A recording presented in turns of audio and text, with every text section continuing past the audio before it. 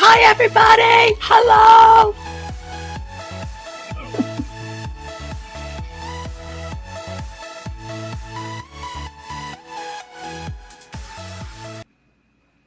Hey out there in Munchkin Land. It's good to see all of you this evening.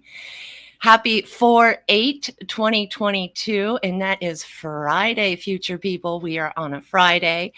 And welcome to Occult Priestesses Rockfin live stream and YouTube.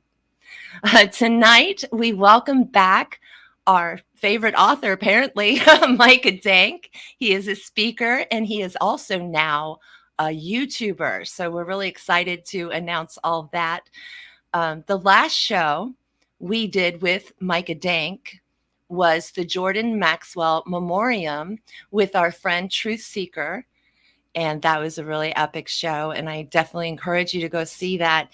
And even if you didn't know who Jordan Maxwell was, if you've lost someone recently, it's a good show to watch. And you can see all of my interviews with Micah Dank and Truth Seeker on Rockfin. That's rockfin.com/occult priestess. And this week I gamed for the first time in public. That's video gaming, y'all. Well, do we call it that? It's PC gaming, actually. So sharing this gameplay in public on Rockfin made me the first gamer ever on Rockfin. And so I look forward to live streaming games and chatting with you for several hours at a time. And the current game that we're playing is The Sims Medieval, where it's good to be the queen, and it's a lot of fun. So I hope that you join me. Those will be announced soon. So stay with us this evening also for the second hour, for there is a rumored mystery guest, and that's always a lot of fun. So I've been looking at the wonderful chat, and we've got our girl Crystal K. She's on the scene, and I've got my Rockfin chat right here on my second computer. So if you see me looking over this way, I'm looking at you, Rockfin, and I see that we have 6 people over there watching. And please, participate. We love to hear your comments, and I'll bring it up if you say something. So let's get started. Let's not make Micah Dank wait any longer. Oh, sorry, I am supposed to look at the chat. So I tried to find that Sims Medieval game, but I couldn't. So Crystal, just send me a message and I will help you with that. That's awesome. So let's bring on Micah Dank. You ready? Give me the hand signal, Micah. All right, because he knows all his hand symbols. Here he comes. Micah Dank, everybody. Hey, Priestess. Hello. Happy Friday, Mr. Man. Yes, it's a very good Friday. Can you hear me all right? Is everything working, everybody? Yeah, we did the audio check. I usually never come in 5 minutes early. I usually come in as the countdown, but I felt like coming in, and it was good because we did an audio check. That was great. Thank you so much. I would have sounded like a creep. Great. Welcome back, Micah. We're glad to have you on Occult Priestess. And you've got some new fans. And I also wondered, because I've sent in you on Twitter that you've been getting shout outs on other people's shows. And I think that's the Duke Report guy who's been shouted you out twice on Addie Ad's show. I just did a podcast with Addie and him. Well, why don't I put you on screen alone and you can tell us all about it? Okay. Okay, great. I love it. So I did a show with Addie Ads, who I met through you, Priestess. You were giving him a reading one day, and him and the Duke Report. Peter has been messaging me, and he's been following my content. He watched a lot of my videos. So we just got on and we just talked about it. Basically, where my story, where I came from. It was a pretty good interview, and it's been great. I think people don't realize that, yes, even though I am an astrotheologist and I didn't invent this science, about 90 to 95% of the things that you see in my video are all my work, at least in my intro video. Now, Priestess, I just DM'd you on Twitter, my channel, if you wanted to put it in the chat for people. But yeah, basically what I did was I I created a YouTube channel. It was just an easy way to put everything together. So what I do is I actually teach for Santos Bonocci at the syncretism school, at his syncretism school, and I put up a lot of videos. And then what I do is I just took those videos that I recorded on Zoom by myself with the PowerPoints, and I uploaded it to my channel. So if you guys are interested in that. Now, the intro video, my intro to astrotheology video, I just put up my channel a week or two ago. And it's got a couple hundred followers already. I should have done this a long time ago, but I've been busy when people reach out to me to share other people's podcasts. But now I just share my YouTube video. It's been great, actually. My book series is doing well. My 7th and 8th book are done. The series is done. It's with my publisher, as is my children's book. I wrote a children's astrology book with my astrologer.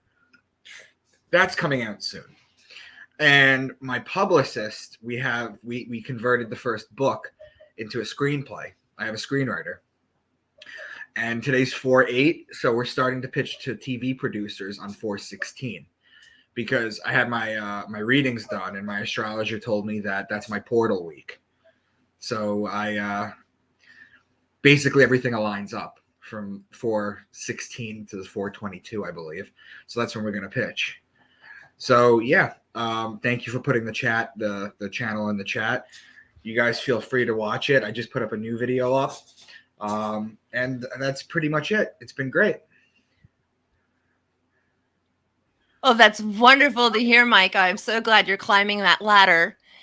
Well, there's 2 different ladders, isn't there? The ladder to success and the ladder to heaven. So we hope you're on both of them at the same time. Yes. Because it's all chutes and ladders, right? Yes, it is. It is.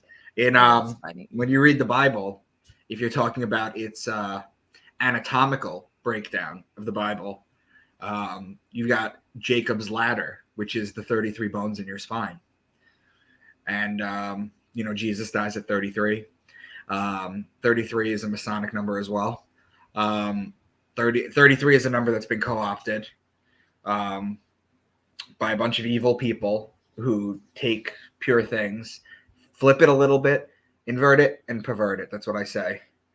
And yeah, so basically that's basically what it is. So what happens is Christos is the Christ. Christos in Greek means oil.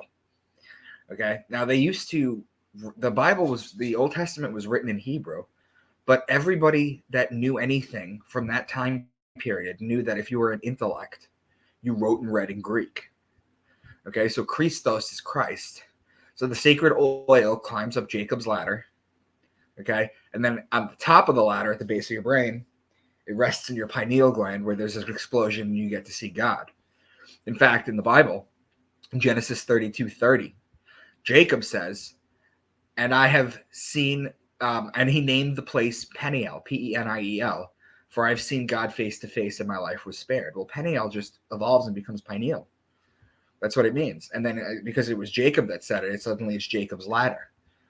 So they're basically just talking about interdimensional things. So, but there's a bunch of different ways to read the Bible, but I don't even know what I'm really talking about. No, that was fabulous and very educational, actually. I followed the whole thing, and so anointed, right, is Christ. And then the energy, the anointed energy, rises the ladder through the spine, like just like the Kundalini. Honestly, you really can't differentiate much between that story and the. It's the caduceus. It's the Kundalini. In the Bible too, you're talking about Moses and his tribe in the desert gets pissed off because they're walking around for 40 years, which anybody would have. It's ridiculous. 40 years. So they're walking around for 40 years, and then they come up to his tent. And comes out, and what ends up happening is a snake comes out and bites all of them, and they're lying there dying. And Moses prays to God, and God tells him to wrap a snake around a staff. So he comes out with this staff with a snake wrapped around it, and that's just the Kundalini. That's what he says. He says anybody that looks at it will live. And that's just talking about the Kundalini. That's just talking about the Caduceus. It's the same thing. The Caduceus, the two snakes in medical, modern day medical. It's the same stuff. Well, I got to pop in here since you're talking about my god Hermes. Then the Caduceus, he actually made the Caduceus. There's a beautiful statue, I think maybe in the Louvre, where it shows Hermes hunched over, and he's got a stick and he's got a snake and he's like conjuring it to work. It's so sexy. I've been to the Louvre. I don't remember seeing that though, but that was years ago. Oh my goodness. So you've been to Paris? I do. My mom actually lives in France.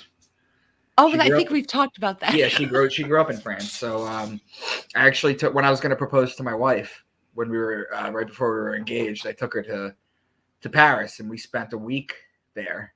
And then I asked her on top of the Eiffel Tower. We went to the Louvre. We took a horse ride. We did everything. Oh my God! So you asked her to marry you on a large phallic symbol in the romance capital of the world. What woman could possibly say no? Yeah. She didn't actually say romantic. Yes. She said sure. Oh, well. She didn't say the word yes. We always joke about that still, too. That's amazing. I don't know if you saw in the YouTube chat, I did a poll, and they're taking our poll to figure out what the Bible is. Is it a metaphor? Is it astrotheology? Is it be taken literally, at all of these things? So you could look at that poll if you like. So what I want to know, like, what TV shows, so I'm going to give you the floor again, but what TV shows are you pitching? What are they about? Oh, okay, so the TV, okay, so it's my book series. It's called Into the Rabbit Hole, where, let me just read you some of the topics that I talk about, because I basically wrote them as Dan Brown fiction stories, Dan Brown thrillers. But the topics that I have included in it that I touch on are gematria, etymology, numerology, astronomy, astrology, astrotheology, out-of-body experiences, the Akashic records, symbology, remote viewing, religious secrets, capstones of pyramids, mystery school channelers, near-death experiences, DMT monitoring, lucid dreaming, acoustic levitation, physics and quantum physics, psychotherapy, psychology, spiritual guides and shared dreaming and crystal technology, conspiracies that not many people know about, corruption and secret societies. Okay, now the Bible, when you're talking about the Bible, it's made up of 7 sciences. The scriptures are metaphysical, that's one, astrological, which I cover, anatomical, which I just mentioned before with the Jacob's ladder, alchemical. For example, Jesus is always wearing the white and the red robe. The white is the white king and the red is the red queen. That's the marriage in alchemy. Spiritual, esoteric, and mythology, but the Bible is not literal, historical, reality, or original. So I wrote this book series where I basically combine all these ancient sciences, and I talk about all these ancient topics. And I wrote them as Dan Brown thrillers because I studied, George Orwell, 1984. I studied Aldous Huxley. I studied Philip K. Dick. I studied, all these people. And they wrote their truth, Animal Farm, and they wrote their truth in fiction. So I decided that's what I was going to do. So I came up with this creative story where these characters go through saving the world, and it mirrors reality very well. Like the characters in real world make an appearance, but it's like a slightly different world. It's almost like a slightly different dimension. So that's basically what I've done. That's some impressive stuff. And how many books do you have now? I have 6 so far. 7 and 8 are coming out in the next few months. It's so exciting. Do you hear more from your fans now? Like, what's up with that part of your life? I do. I get gifts. I get gifts mailed to me. None inappropriate yet, but I do get gifts. I do get gifts. Did you get anything you liked in particular that you'd like to mention? I got a little coin that has the zodiac wheel on it. It's in a case. Someone sent me a silver coin with that. I've gotten silver coins before. Nice. I've gotten a Masonic Bible from 1881. Oh, wow. Yeah. Is it different? Did you look at it and is it different? It's like what you would see. It's like the big golden Bible with the big pages and all the drawings in it. Wow. There's drawings? Yeah.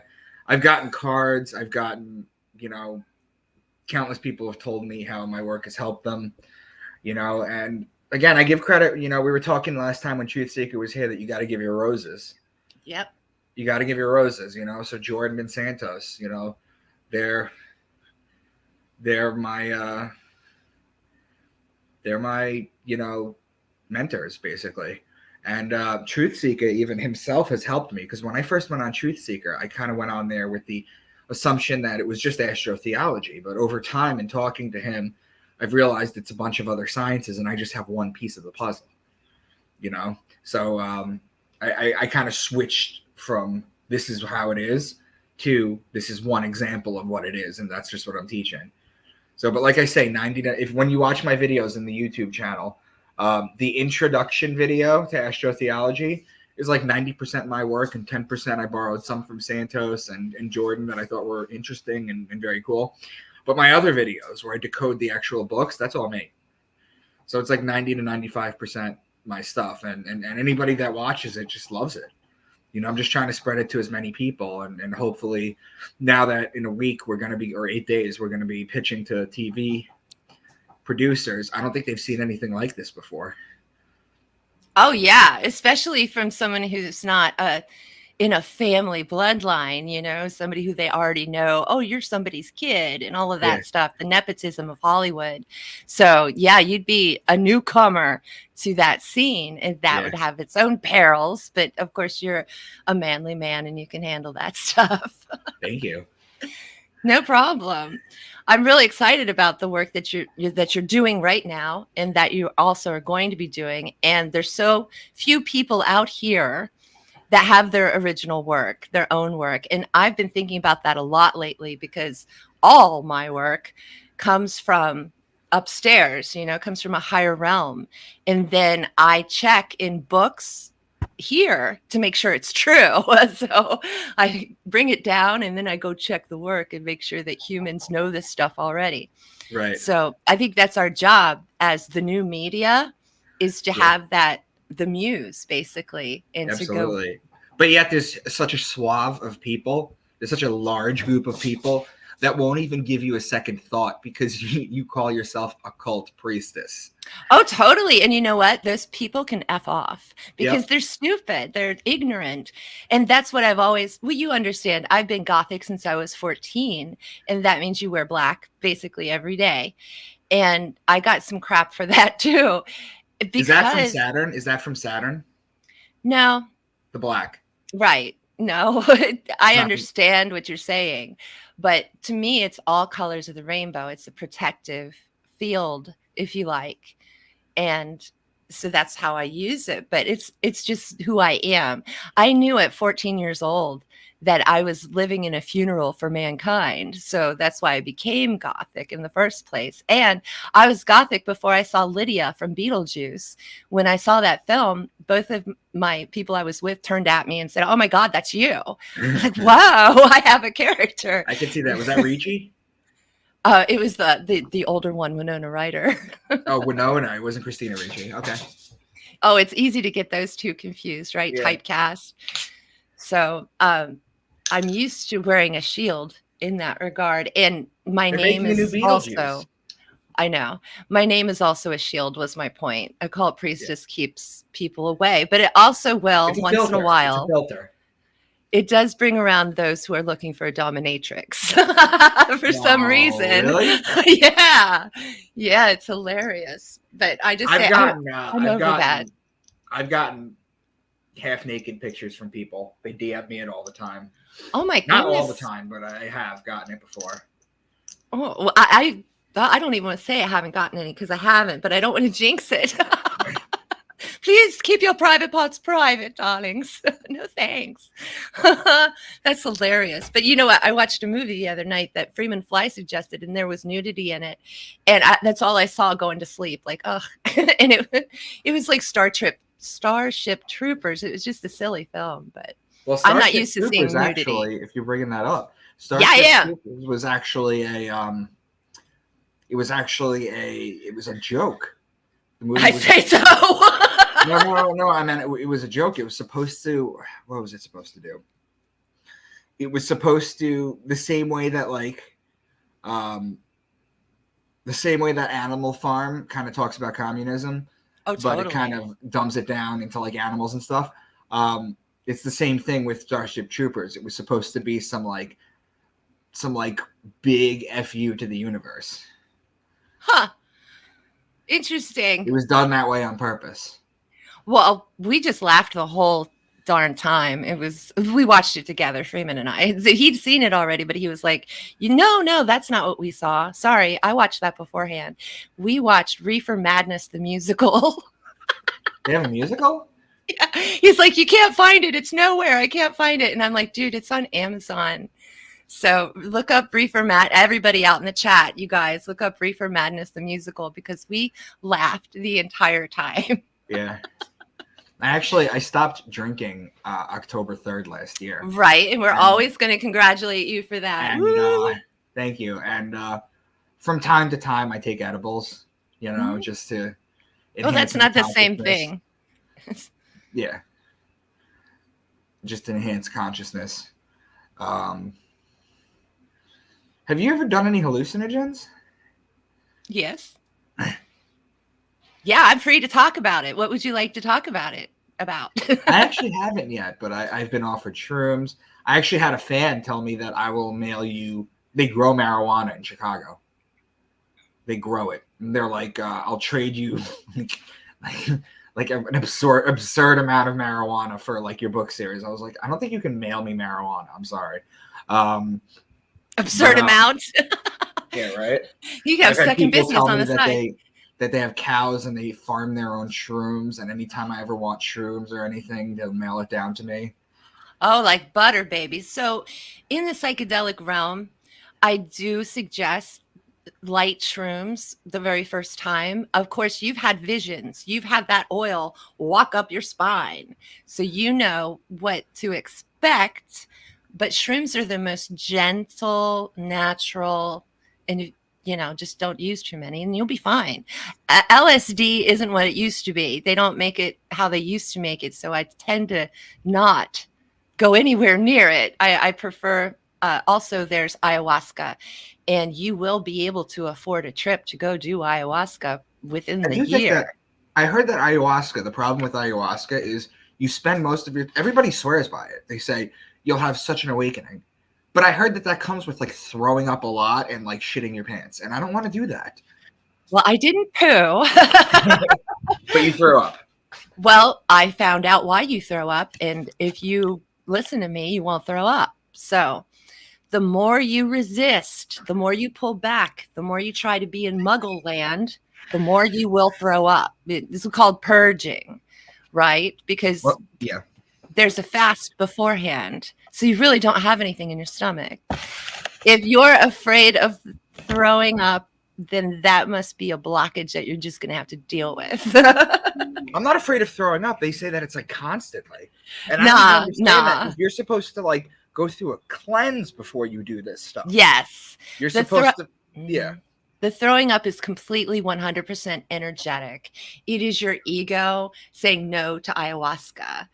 And I don't want to go down that road, and I don't want to think those things, and I don't want to see those visions, whatever they may be.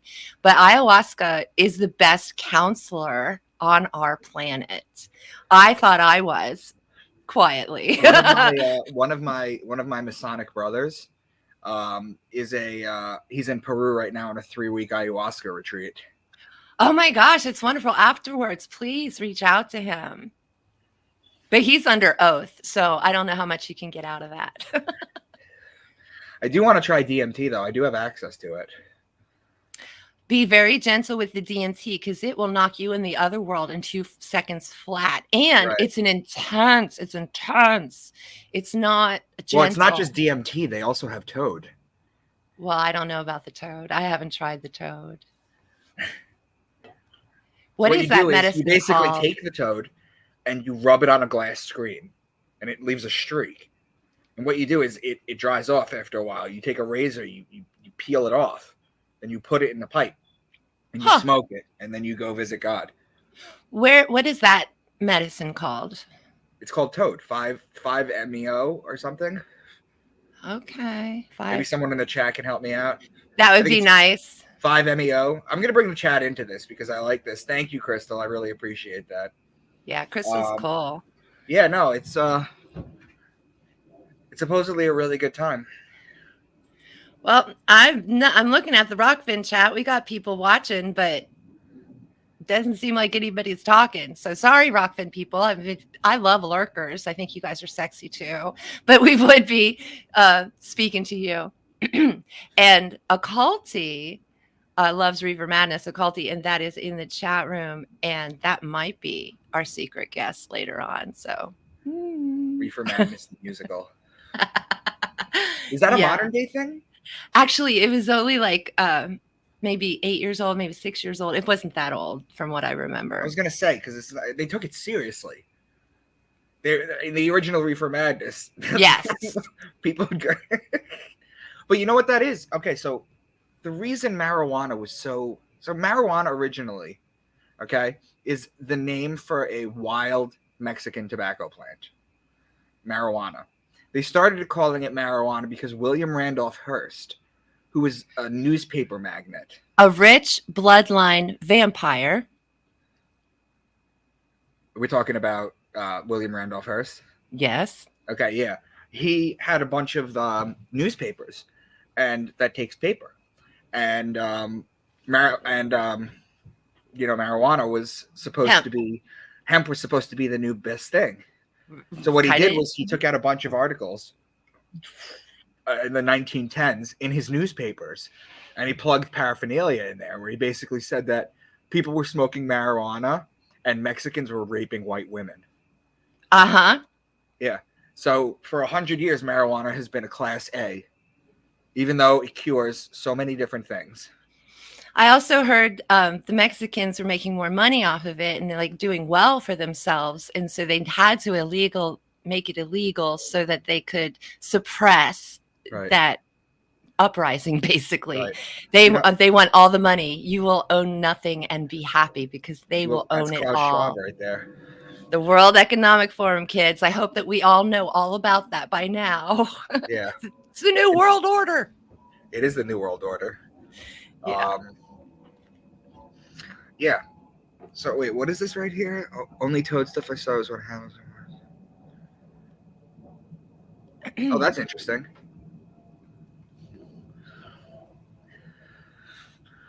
I don't know Hamilton Morris on Vice.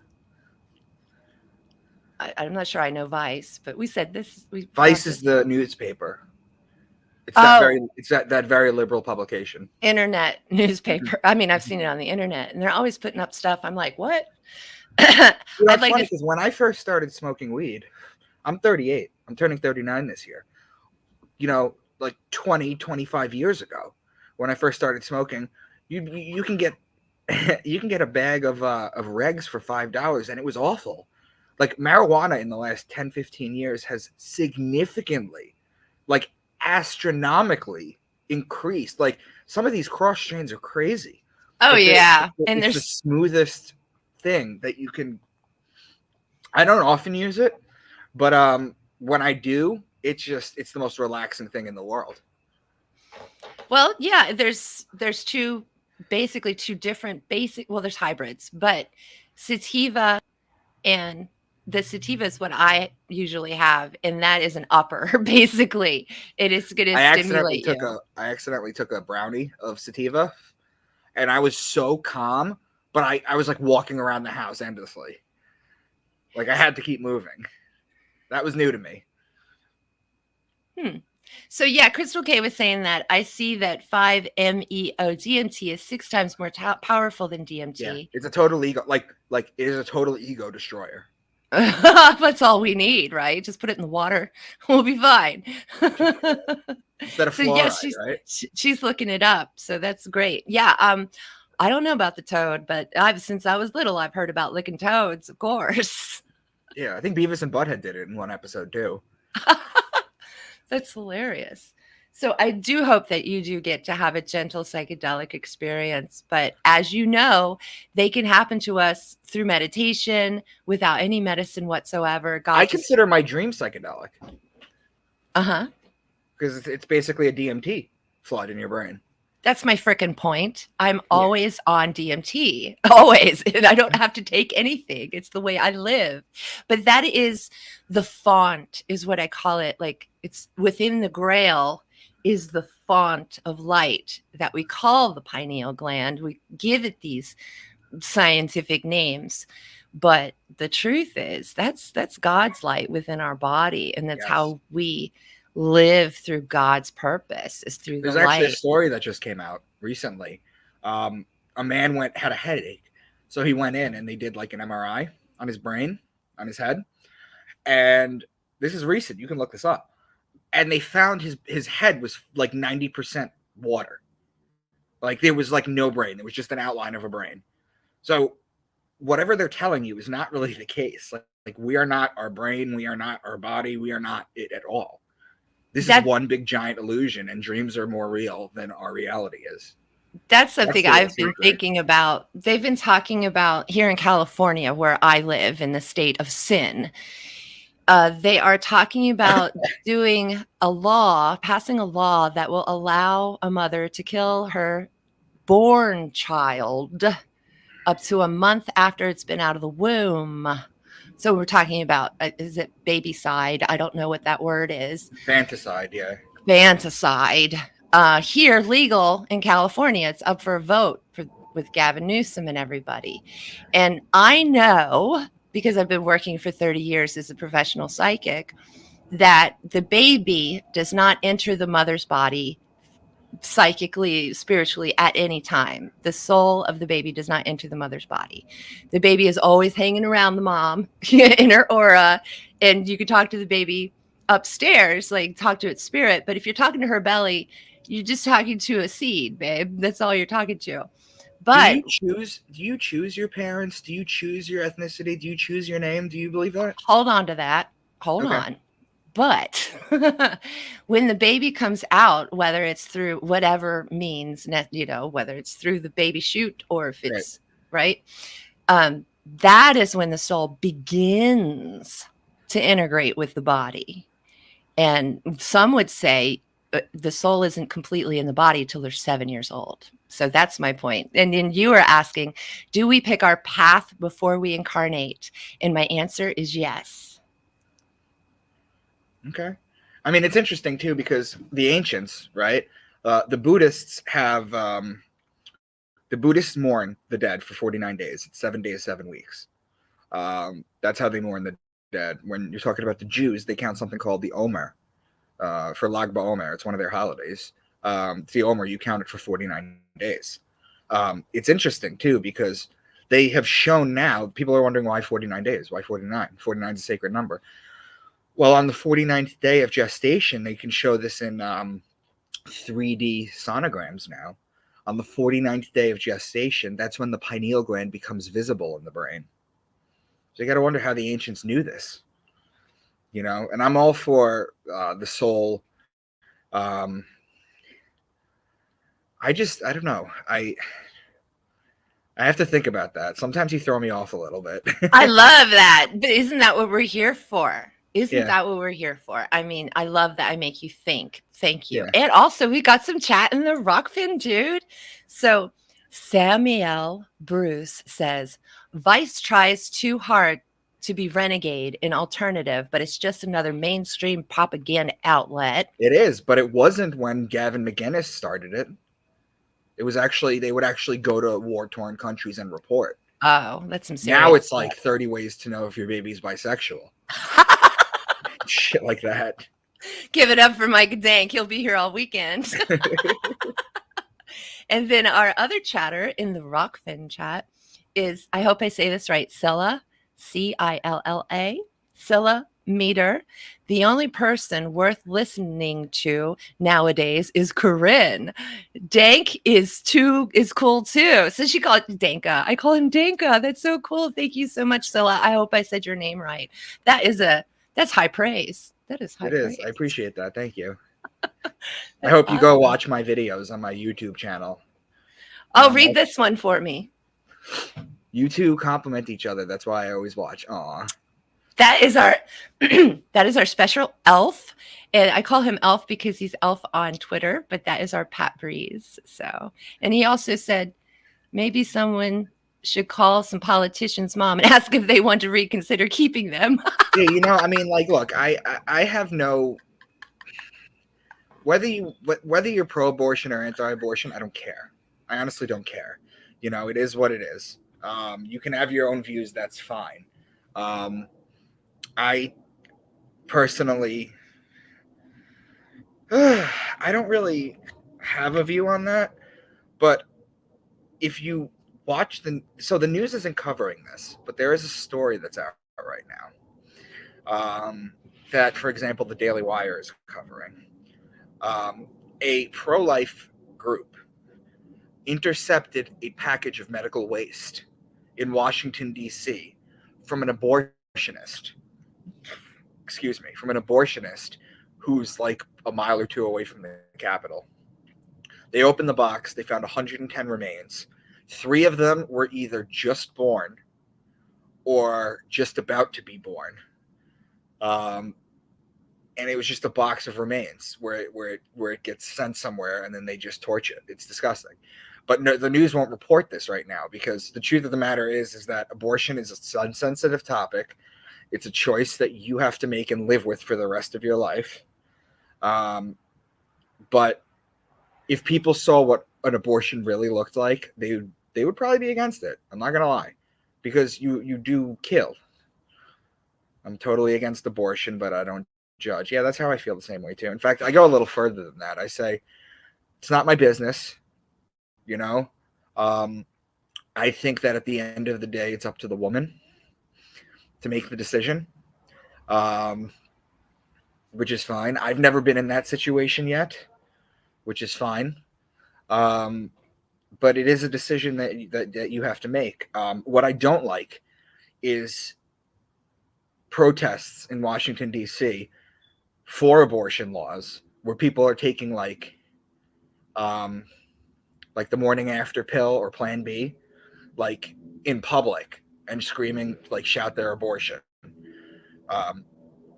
It's disgusting. That's disgusting. You're going too far with this. And there are people out there that do this. They're not good souls. And in fact, I noticed the interesting thing too is if you notice, all the people that are pro-abortion are alive. Do you know what I mean? Like they got to live. Do you know what I mean? Corinne, you're I can't hear you. I said that's a very simple yet very good point. Yeah. Oh, great. You can hear me now? Yes. So in ancient Greek times, we had herbs in which we could abort a fetus if need be for any particular reason, health reasons. I mean, the reason is the reason. But I don't think a woman's body should be legalized or illegalized in any way. Correct. And you don't have to go to an abortionist to lose a fetus. Right. It's the herbal thing. And so to me, that's paganism and that's nature. That's and alchemy. if God gave it to us and God gave us the knowledge, then there's what it is. What we're talking about here is modern times where ladies go and get their abortions as maintenance, I know somebody who had way too many and it was their way of just not using condoms and not using pills, but going, they were a very dark person. It was very scary to know them. And there is like Pat says, there is a karma attached to it. So out of all the things that I've ever studied, and I've studied so many different esoteric sciences, and I tried to put it all in my book series, and I talk about it in my YouTube videos. Out of everything I've learned, the one thing that I can say is true, because you can't, I think, therefore I am, so you assume that you exist, right? And then everything else is up to interpretation. But for me, the one thing that I found that does exist outside of I think that I am is karma. I think karma is very real. That's why the New World Order, with all their plans and their bullshit, they have to show us what they're doing. They have to show us what they're doing. Because what it does is by us seeing it and accepting it, it offsets their karma because they're terrified of karma. Yeah, I disagree with that, but herbs can be used to murder, Crystal K says, and she is 100% correct. She's kicking the arsenic and old lace argument there, and I mean, totally agree. Just hold a branch of hemlock for a minute and see what happens. But my point is, this shouldn't be a legal discussion. This should have nothing to do with our government. We should not need permission from anyone to do anything. If you are committing a cardinal sin, and if karma is real, then isn't that going to catch up with you? But the thing is we're way too governed is my real problem. I was on the Jesse Lee Peterson show, and they did like you got to say yes or no real quick to all these questions. And do you support abortion? And I had to say yes. But the point is, abortion should not be a political topic whatsoever. Also, we got more Rockfin chat. So Samuel Bruce agrees with you about Vice. He says, "Yup, Gavin kept it real back then." So you're talking about Vice. Is it Samael or Samuel? Because I know. I don't know. The spelling's different, but I'm an ancient girl, so I'm saying Samael. Okay, Samuel was Samuel Bruce. Samael is Lucifer.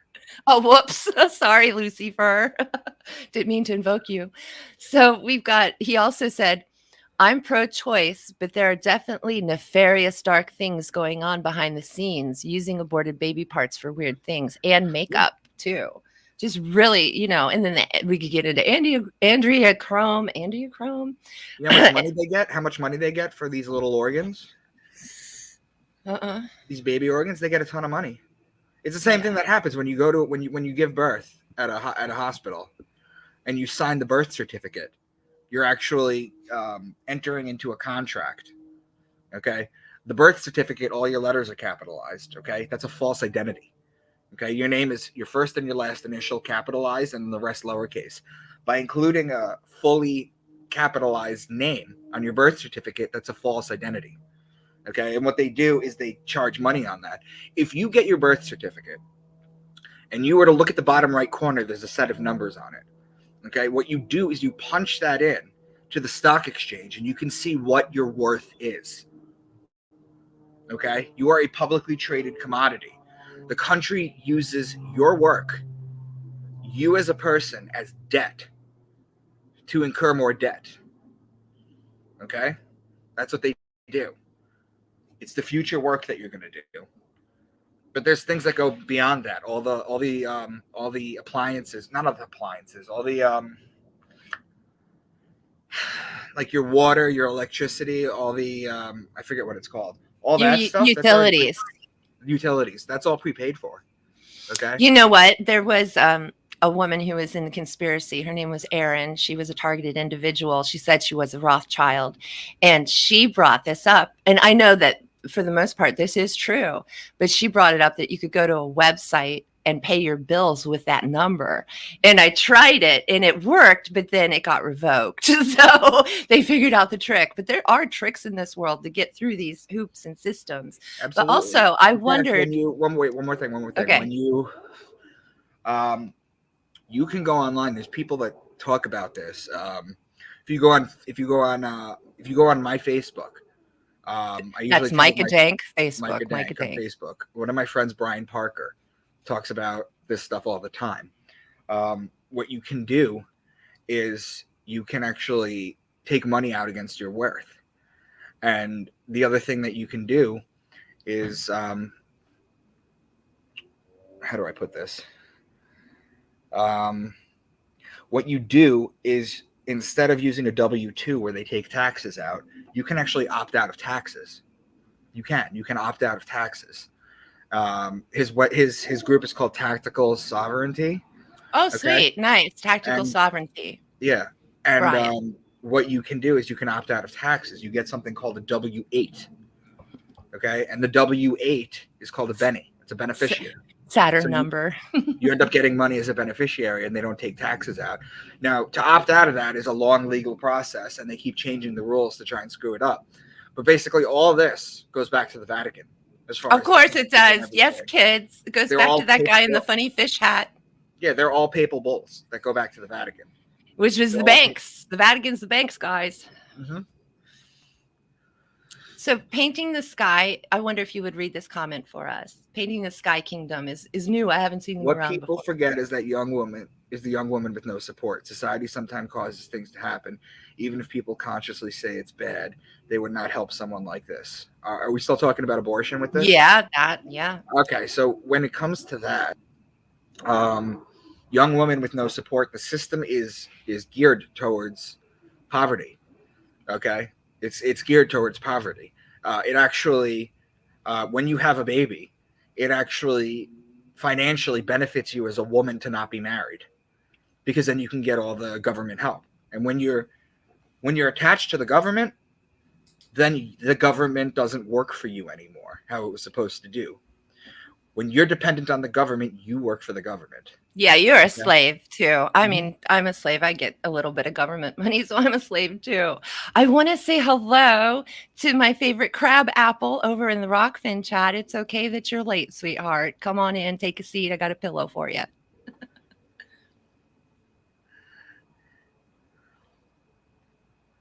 Yeah, Pat. So it's hard to do because once you start paying taxes, that's an agreement you make with the IRS. Yeah, but you can opt out of it. You only pay like $1,500 or $2,000. Yeah, Crabapple makes an excellent point. I would like to say, as a pagan, I'm very proud of her point. She says, midwives knew how to help women. They were burned as witches. And that's so true. It's in order to make room for the Western medical system, shamans, tribal people, witches, all of the people that were working with nature were genocided. Right. That's all alchemy too. It's amazing. People think alchemy is just a medieval form before science came around, and it's the biggest joke in the planet. My big saying about alchemy is the great, great, great bastard child of science. Yep. Hi, Crabapple. Okay. All right. We got more chats going on here. So Crystal K, Planned Parenthood deliberately weakens their condoms, allegedly. That's messed up. Frankie goes to Hollywood. The government, like a-holes, boom, bangers. Okay, we like that. We like your passion. Both parties have to agree, just saying. If it worked like people say, more would do it. All right. Oh, wow. Wondering. Medicine in the Medici family. That's interesting. You got something to say about the Medici family? I don't really talk about the 13 Illuminati families. I do in my books, but I try not to talk about it in general because there's so much cross information on it that I try and just stick with the information that I'm for sure. I don't want to be peddling propaganda. Well, I do know for deep dives into history, into all of these topics, we go to Grand Theft World every Sunday on Rockfin, and that's by Richard Grove, Grand Theft World, Rockfin Sundays. Okay, cool. I had to do a little commercial. But yeah, I've learned so much more from that show. The Nazi rat lines. Who was in the Nazi rat lines? I learned that Arnold Schwarzenegger's father was a real freaking Nazi and that he was raised in those ways and that he still thinks in those ways and so much more. That's just one example of what I've learned over there. So yeah. Grand Theft What's interesting about the swastika too is of course if you take the swastika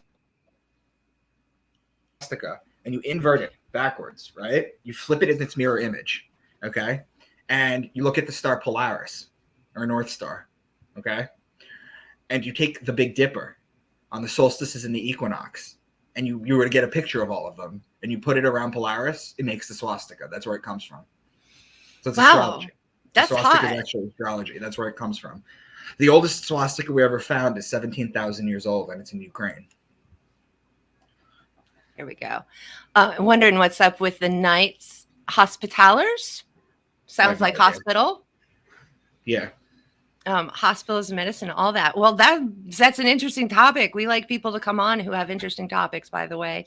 Right. And they've had name changes throughout history with the families, but the bloodlines stay the same. And that's where I'm at, right? With the vampire. I call them vampires because everyone knows what a vampire is. They are. So it's pretty simple. So we're coming up on 555 here in sunny and very hot Los Angeles, California. I actually have my air conditioner on today. I hope it's not making too much noise. And in about 5 minutes, we're going to welcome in a third party, a mystery guest, and it'll be fun. And Micah, you are so welcome to stay. In fact, we beg you to stay with us if you can. Okay, I'll try and stay a little bit, yeah. Well, I'm going to give you, if you like, the last 5 minutes to say exactly what you want, however you want. Yeah, okay. You can interact with chat too if you want, whatever Yes. you like. So here you go. It's your stage. All right. So if you guys are on Facebook, I'm Micah Dank. If you're on Instagram, I'm Micah Dank as well. On Twitter, I'm Real Mr. Dank, spell out Mr. My YouTube channel is in the chat. Reach out to me, guys, if you want to just have conversations and talk like I do with Corinne. Feel free to reach out to me. I'd very well, welcome it. I'm hoping the book series gets turned into a TV series. I'm at that point right now. I've been working on this for 10 years. Or 9 years, 9.5 years. So I'm kind of hoping that, this is going to get to wake people up, So the books are interesting. It's called Into the Rabbit Hole series is the series title. It's Into the Rabbit Hole. The first book is Beneath the Veil. And then there's 6 other ones out there. It's soon to be 8 and soon to have a children's book out. And that's pretty much it. I love looking at the comments, when I come on this show. I would welcome you guys to, maybe Corinne can put our Jordan Maxwell video in the chat too, so that you guys can follow it or check it, because it was really cathartic. It was really healing. I felt a lot better since that conversation. You got everything out basically. So that's pretty much it.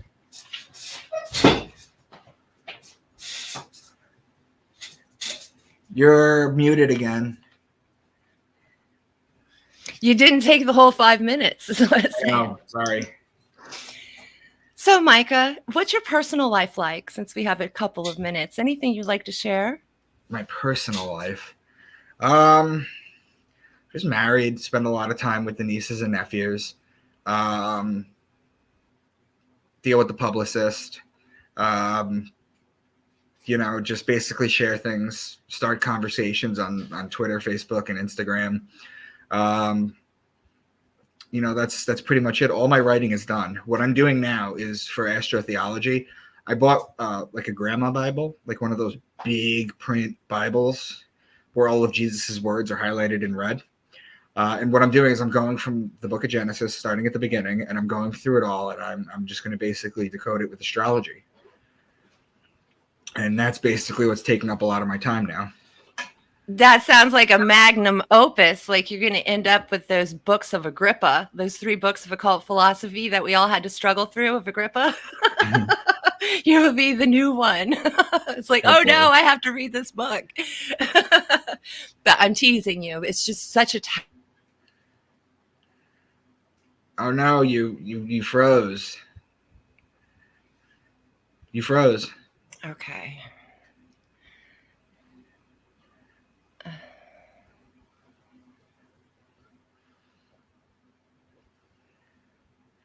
Come on, guys, ask questions. Off the top of your heads, it's fine. It doesn't have to be anything that we talked about. All right, we're back. Right? Yeah, you're back. Okay, good. Because I have to leave the stream and everything gets weird. So let's bring on our guest 1 minute early. I hope you're ready over there. Bam-balam. So, yes, fairy bells. Hello, beloved fairy bells. We love fairies here. Please come back. So, glitch in the matrix. Look how pretty fairy bells is. Very pretty. You see her picture? Can you see it in the chat? Yeah. Right. Okay. All right. Aren't we all just astrotheology pawns? We are, but I'm exposing it.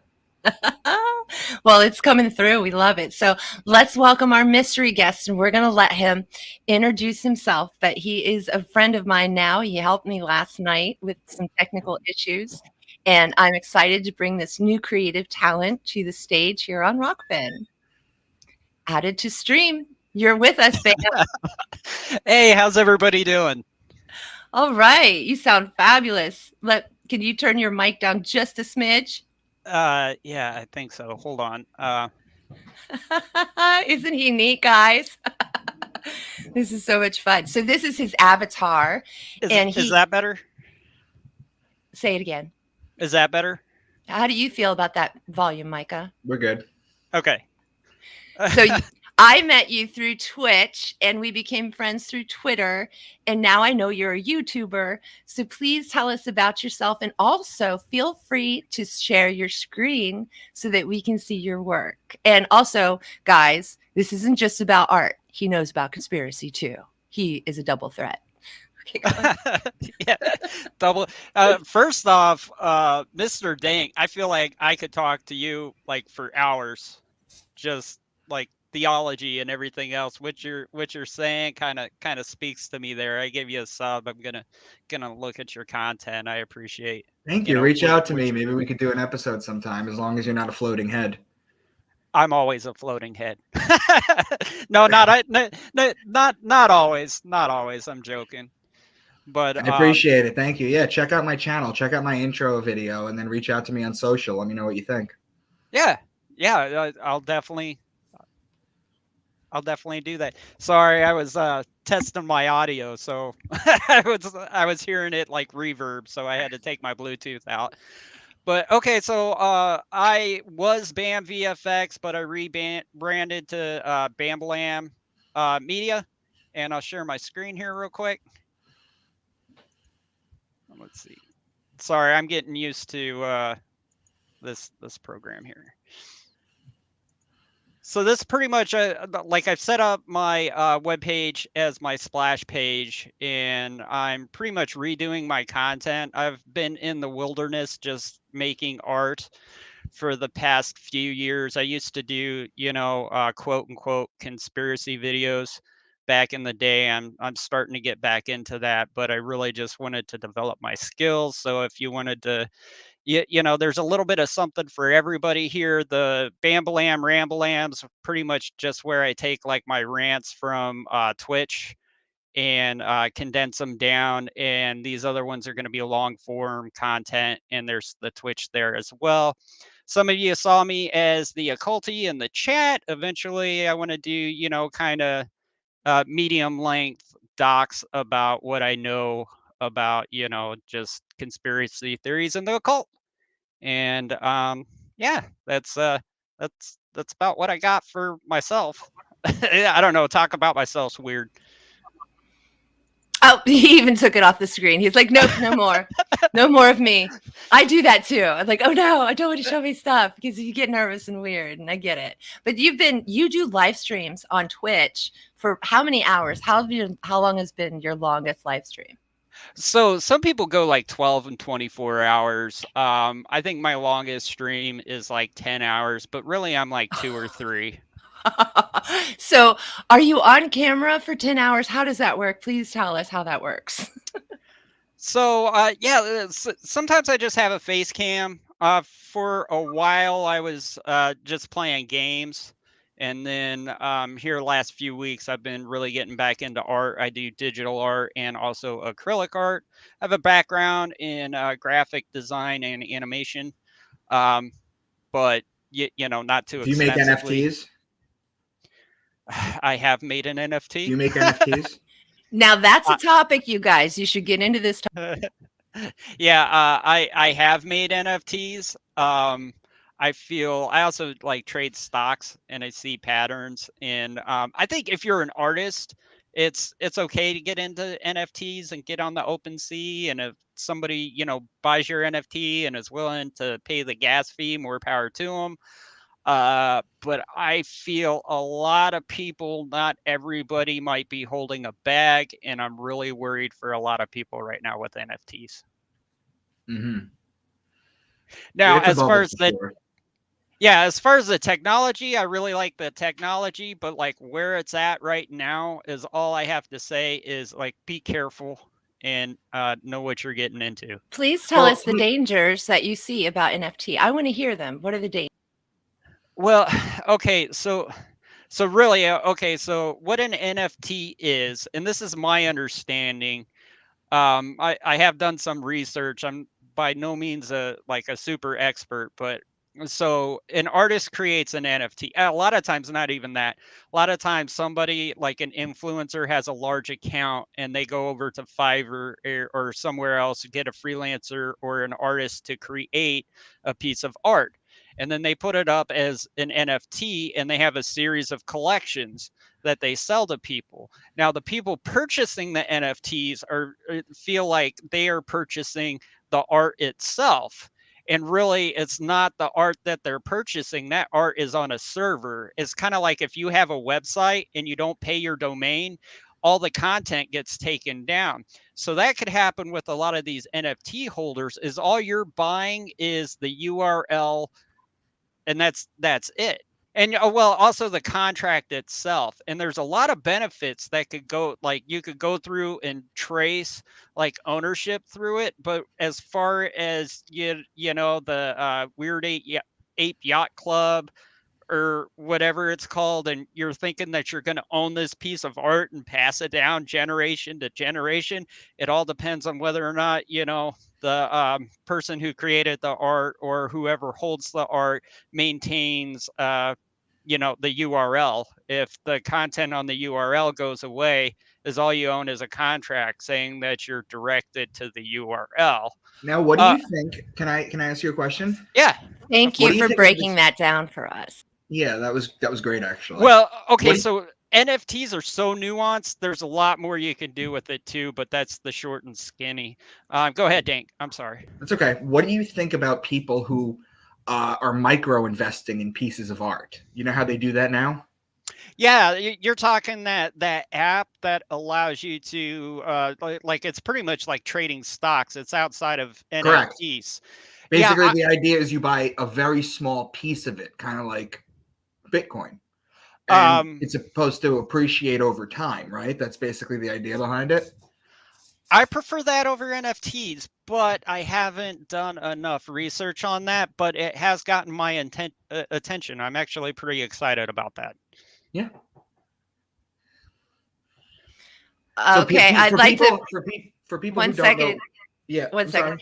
So Rockfin has just announced that they're getting into the NFT market. So I did a video just this week called Rockfin Creators and Fans, well, basically fans, and it's all about our community. So you guys go look in there. There's a lot of new things going on Rockfin. Okay, continue, gentlemen. So what I was saying is, for people who don't really understand what I was talking about, let's say a painting is worth $3 million, or someone buys it for $3 million. Let's say you got a Banksy for $3 million. What you can do is, if you can't afford it, you can put like $20 into it, and then you just collect a bunch of people that basically partially own this thing. And then what happens is, as time goes on, art only appreciates in value. So what happens is, you know, you end up gaining money over the time.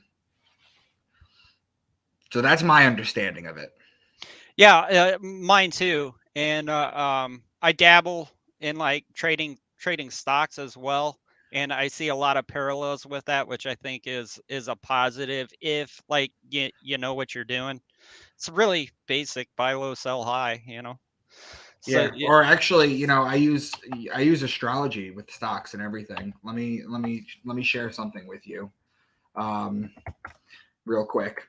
Yeah. Did you know that for our astrotheologists out there and the astrologers out there, did you know that stock market crashes are made? They're not.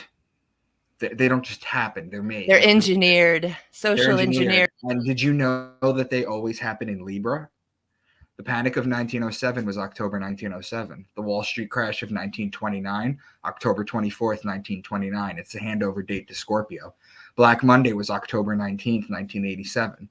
Friday the 14th mini crash was October 13th, 1989.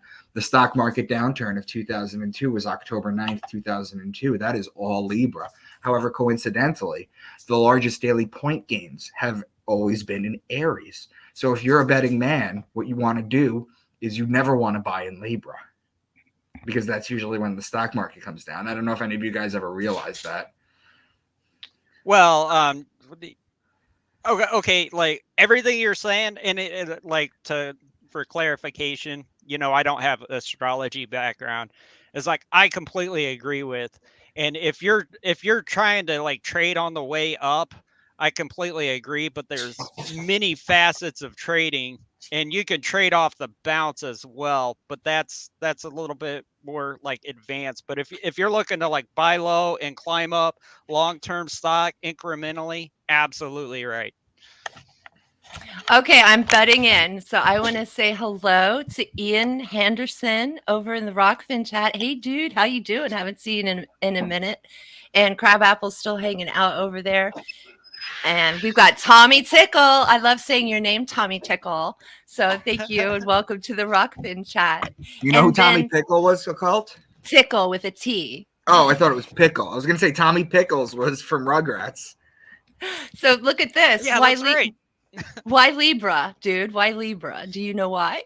So when you're talking about astrotheology, you have to watch my video to break down the 12 signs. But if I were to tell you what the sign of Libra is, it's the scales. It's the justice.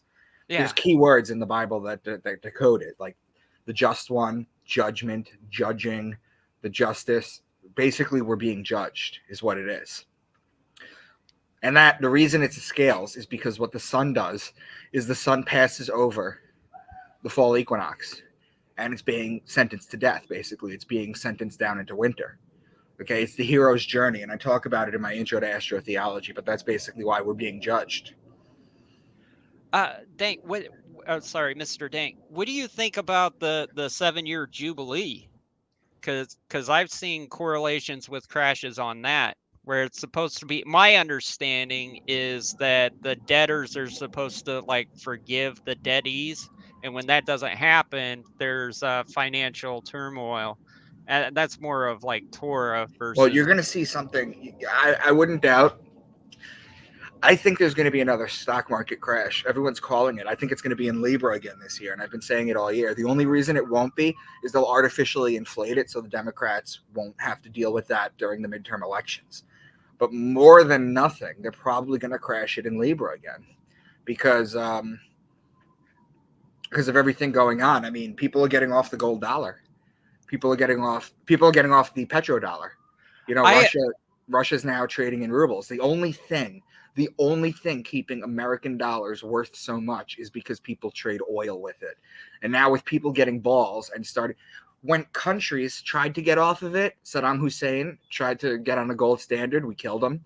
Yeah. You had Gaddafi. What's his name? Gaddafi, who tried to get on the gold dinar, which was a gold-backed North African currency. They killed him. But now Russia's doing it, and we're not going to take on Russia. So people are going to start trading in things other than the U.S. dollar. The U.S. dollar is going to collapse. Yeah, and there was Syria too. Anybody who tries to get off the petrodollar, all of a sudden there's a color revolution. And the media does such a beautiful job of telling you why these people are so evil. Do yourself a favor. If you ever want to do this, Google Libya before the U.S. invaded. Okay, look at what Gaddafi did. Gas was like 14 cents a gallon. Okay, if you just got married, you were given $10,000 or $20,000. If you wanted to be a farmer, you were given a free farm. There's so many things that Gaddafi did. Everyone was literate, and now it's just a shithole. Hey guys, how we do. I'm just butting in with some more chat over here. So Ian Henderson this is going to be several questions at once, guys. Ian Henderson says, wasn't it the Zodiac 13 signs originally? And Tommy Tickle says, hi, Occult Priestess. You're putting out great content at the moment. Thank you. High praise again. And Crabapple says, my Libra kid is insane. And I'll just add that I have a moon in Libra too. And there's also good, y'all, this. Can you read that for us? My son is Libra. Well, not my son. I don't have a kid, but my son's sign is Libra. Right. I know you're a Libra. So you want to read this for us from Jonas Trips? Y'all ever discuss the process Church of the Final Judgment? Since the occult priestess is in California, you should consider doing a California cult series. That's been done, by the way. That's been done by my peers, some boys. Priestess, what was the first question that you read? Okay, check out the Sync book for occult Hollywood stuff. Okay, the syncbook.com, I believe it is. The first question was, weren't there 13 signs in the zodiac at one point? So okay. That's what's known as sidereal or Vedic astrology. When I decode the Bible, and I know this sounds bananas, okay, but I promise you, if you go to my channel, it'll make sense. I know it sounds crazy. You know, everybody decodes the Bible. You know, who is this guy? When I decode it with astrology, I use tropical astrology, which was this astrology that was used at the time. See, Ophiuchus is the 13th sign. It's known as the serpent bearer, and it's only in Vedic and sidereal astrology. And when you add the 13th sign, it fucks shit up. Basically, Scorpio becomes 5 or 6 days. Virgo becomes a month and a half. There's things that screw up with it. Now, if you go to Ptolemy's work in 150 AD, he published a list of 48 constellations that they knew about at the time. We know now that there's 88, but they knew about 48 at the time, and they thought there were 7 planets instead of 9. And I still consider Pluto a planet because when you do charts and everything, Pluto has a lot to do with your personality. So basically, when you're talking about that, you're talking about Ophiuchus being the 13th sign was one of the signs that Ptolemy knew about in 150 AD. But you can't go by this stuff, guys. You can't really Google it. Like, you really have to look deep into this because Google, DuckDuckGo, they're compromised. People say they're using Brave right now. They're going to use the Brave browser until that gets compromised. Yeah. You got to understand is that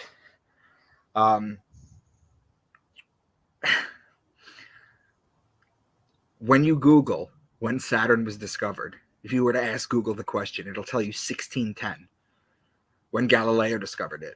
But anybody that knows anything about the ancient religions knows that people worshipped Saturn thousands of years ago. You had the Saturnalia cult.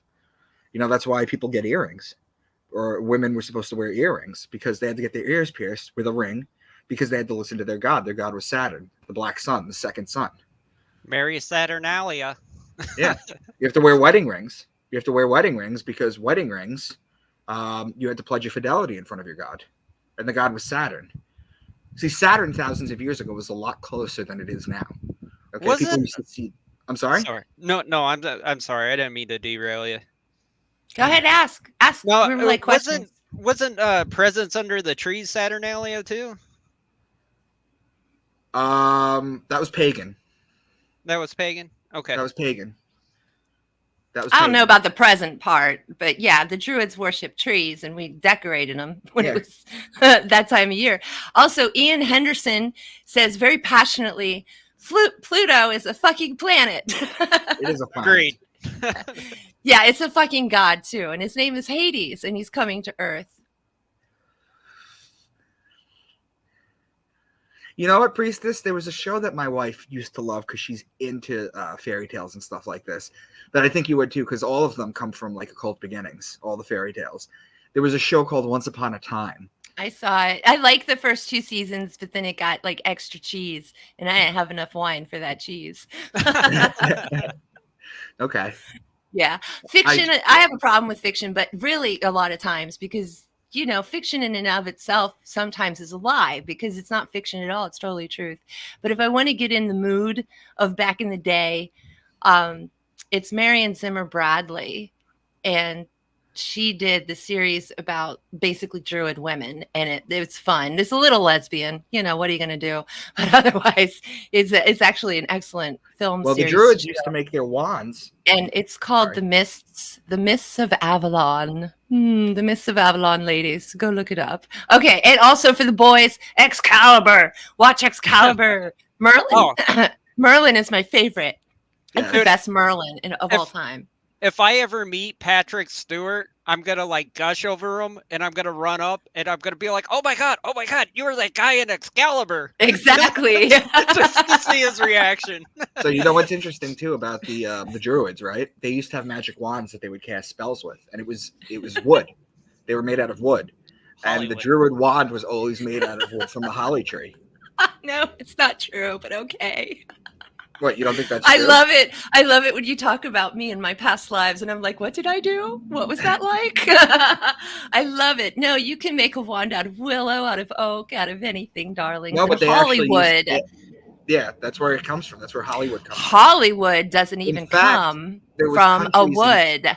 Hollywood here in Los Angeles, California, does not come from a wood at all. Hollywood came from a, maybe Latin originally, but from a Mexican word. And it's not at all what they say it is. So that's been a misinterpretation. So please, kids, look up the origin of Hollywood and even the word Los Angeles. So get on your etymology glasses and let's go. So I don't mind disagreeing with you guys at all. I hope you don't mind. Los Angeles isn't like a fallen angel? That's all the stuff we put on it because we see it and we understand the truth and then we label it. So the labels are funny and, not factual, but we're emoting. We're saying this is emotionally what this feels like, but we don't have emotion in our language very much because we're not supposed to express ourselves very much, right? So we just have this intellectual garble. But the truth is we name things, we label things how they feel. Agreed. Yeah, something I find fascinating is like, okay, so like the Egyptians like carved hieroglyphics. Sorry, I can't pronounce words, or like pictographs or whatever. And then we invented language, and language got complicated. And now on social media, we communicate through memes and emotes. Again, we're back in Egypt again. Isn't it great? That's why I love emotes so much. And Crabapple would like to ask each one of us what our rising sign is in astrology, like what our ascendant is. So I'm a Saggy ascendant. I'm sorry, like no background in astrology. We're going to have to hit your chart, Bam. Well, I know. Okay, so like if I look at a horoscope or a horoscope, I am a Pisces. Okay, so his sun sign is Pisces. That's sweet. Okay. Show us your tattoo. These are my big three. Point them out with your finger. Libra with no regrets. Libra, Taurus moon, Aquarius rising. Woot, woot. Nice. And that's why your rising sign, Micah, is my sun sign. And so you got your chocolate and my peanut butter. I love you guys tremendously, but I actually have to take off. I'm actually driving down to Maryland in the morning. I got a 6-hour drive. Okay, 1 second. It looks like we have a question for you in the Rockfin chat. Can you handle it? Yeah. Okay, great. So, oh no, it's scrolled up. So this is Ian Henderson. Did a little research on the Saturn being our original sun. If you looked at the geological records, the only marker for a transfer in the KT boundary, which puts human memory back 65 million years. Can you understand that question even? 65 million years, huh? I didn't even understand the question. There's too much math in it. Did you get the question? Do I need to read it again? No, I got it. I have to look into it. Okay. That's a lot. Chris still is a Taurus moon in Aquarius. That's awesome. Oh, yeah, well, the problem with Taurus moon is we have problems with food. Like, luxury. Like we binge at times. You have to really it's not one of those things that you can just take lightly. Like you have to really be careful with what you eat, because you can gain 10 pounds in a week. Yeah, and not even notice it. I totally get that. Also, there's another question from Crabapple for you in the Rockfin. And she says, have you seen a trend that siblings have the same ascendant? I don't really do birth charts, believe it or not. I have an astrologer that I work with for that. She's very, very good. Well, we'll have to get you and her on a show if she's willing. Yeah. I could definitely. I'll reach out to her. I'll let her know, and I'll reach out to you backstage. I don't know, to be honest with you. It sounds like it would be quite difficult though, because even if you have twins, right, and one is born, let's say you have twins at midnight, and one was born at 11:58, and then the other one's born at 12:03. It's going to be different. Totally. Yeah. Yeah. So. Yeah. That's why me and Alex Jones aren't the same damn person. We were born at a different time, but we have the same birthday. Yeah. But I also want to say that it's funny that she brought that up because I'm a Sag rising. So is my child, and so is his father. So I'm a single white female, personal life. But I did get married and we did have a child and we all had Sagittarius rising. So it was the truth household. Yes. It was wonderful. So I want to thank you, Danka, my good friend, Micah Dank, for coming and joining us tonight and giving us the lowdown, really good information that you're not going to hear anywhere else except for his YouTube channel. So I do hope that you reach out to him. Follow us all on Twitter. I'm not going anywhere. I think Bam's staying, but we'll give you the stage for one more minute. Hey, man, all by yourself. So I want to thank you guys for listening tonight. It's been very fun. I really enjoyed our conversation. I really enjoyed you guys talking. I hope you find me on social media. And we'll continue some conversations. Yeah, I would love to hear what you guys think when you go through my YouTube channel, when you reach out to me. Because it's not just that I've broken down biblical stories with astrology. I've also done the Quran, the Code of Hammurabi, the Emerald Tablets, the Egyptian Book of the Dead, the Enuma Elish. You know, this is Sumerian, Babylonian, Egyptian. These are all different, and they all have the same code. So yeah, I hope to hear from you guys. And Corinne, I'll let you know about my or priestess. Sorry, I don't want to dead name you. Call me what you like. I'll talk to my astrologer, and then I'll have her on with us. I would love that. We always welcome astrologers here, and someone you're working with. That would just be neat because you're actually working with astrology in your actual life. So it's going to teach a lot of people. And I'm very excited about that. Thank you so much for gracing our stage. Who's KM? I don't know. Let's put it up. I've never seen KM before. Hi, KM. Go ahead, read it. I only discovered you a week or so ago, Micah. Love it all. Makes so much sense. Reach out to me on social. See, you're getting the love. Finally, Get all right? the love. That's great. And so I hope you get more. I had a really good time, guys. And it was very nice meeting you, Bam. Reach out to me too, okay? Oh, I will. Then you can get on YouTube and Twitch. Yes. Sounds good. I'll talk to you guys later. Yeah, take it easy. Good stuff. Thank you. Oh, he's a great guest. I'm so glad he came on and that we have him. It's really wonderful. Oh, yeah, he's an encyclopedia. Isn't he, though? Yeah. I just wanted to say hi to KM. You're new. Hello. Welcome to Occult Priestess's channel.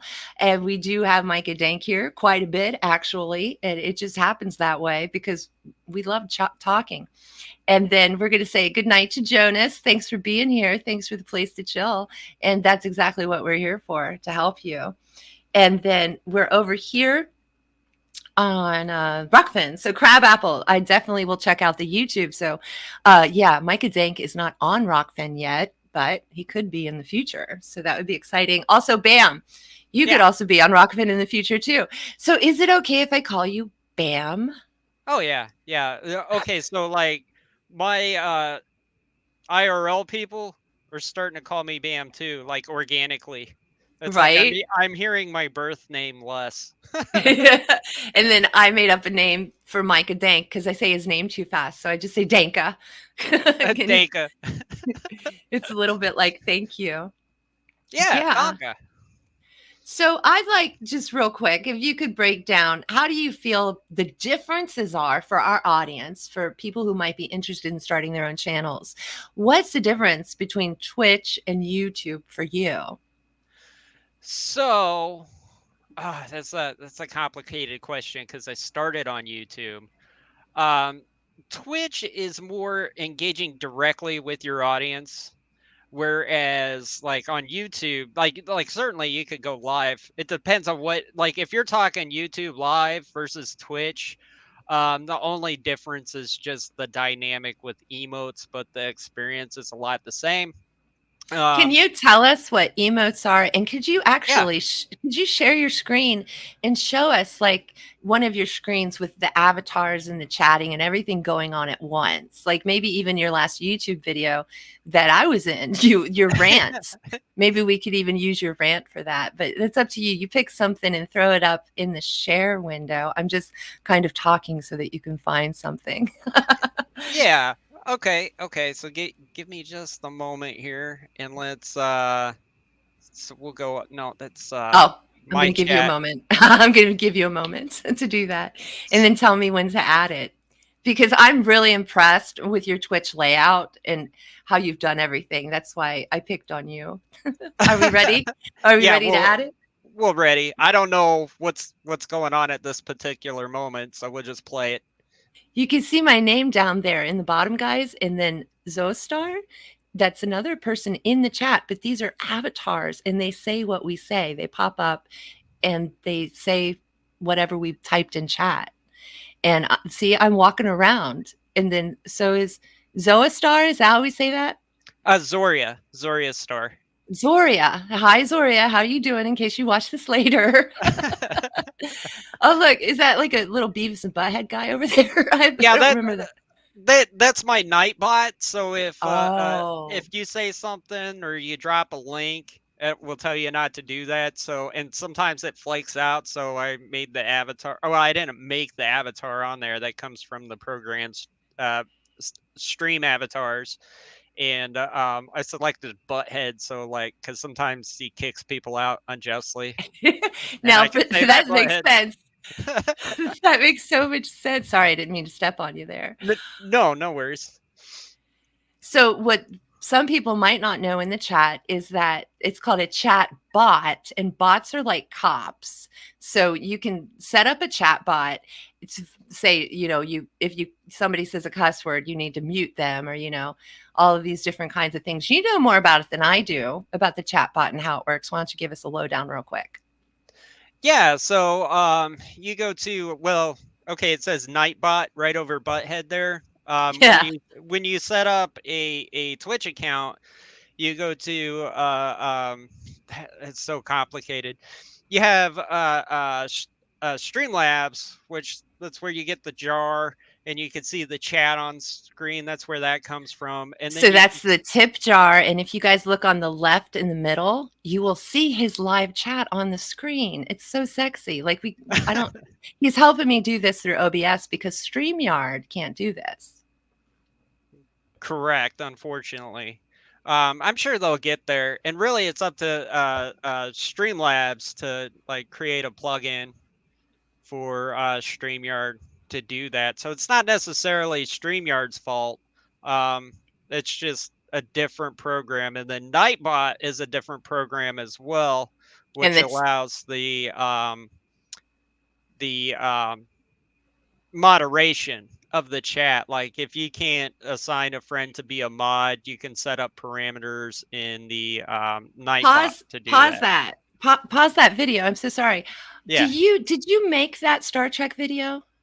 Oh, you guys want to see the Star Trek video? I do. I really do. I sent you a message on Twitter that I wanted to see it. So I was hoping, here, I'll take you off screen while you're searching for it because I don't want to share your stuff. Is my desktop sound coming through? I didn't hear anything just then. Did you hear anything for a moment when it was playing? Let's see. Let's see if we can get this. I don't care if you share my screen right now. There's nothing compromising on here. Okay. We're wondering if we can hear it. No, I don't hear it. You don't hear it at all? You might have to change your speakers. Yeah. I think I know what's up. Okay. Let's see. What about now? No. Okay, then I don't know what it is.